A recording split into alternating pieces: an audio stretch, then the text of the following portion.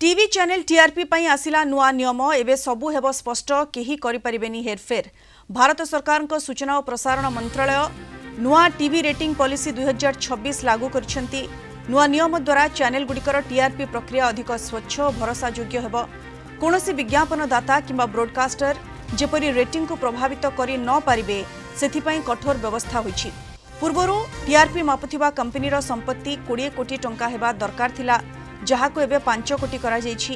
एहा द्वारा नुआ कंपनी एही कामरे जोग देई परिबे। तथ्य को अधिक सठिक करबा पई एबे 1,20,000 परिवार को घरे मीटर लगा जिवो। पूर्वरु एही संख्या कम थिला। केवल टीवी नुहे मोबाइल और ओटीटी रे देखा जाउथिबा वीडियो को मध्य एबे टीआरपी रे गणा जिवो। अनेक समय टीवी खोलिबा मात्रे जो चैनल प्रथमे आसे ताकू बहुत लोक देखुछंती बोली गणा जाउथिला। एबे ही सुविधा को बंद करा जाइछि। एहाकू केवल विज्ञापन पई व्यवहार करा जाय परिबो। टीआरपी बढ़ाइबा पई नुहे, दर्शकों व्यक्तिगत तथ्य को संपूर्ण गोपन रखा। नुआ डीपीडीपी एक्ट अनुसार लोकों परिचय प्रकाश करा जाय परिबो नाही। वर्षको थरे बाहर संस्था द्वारा और प्रति 3 मास थरे निजे कंपनी ऑडिट करिवे।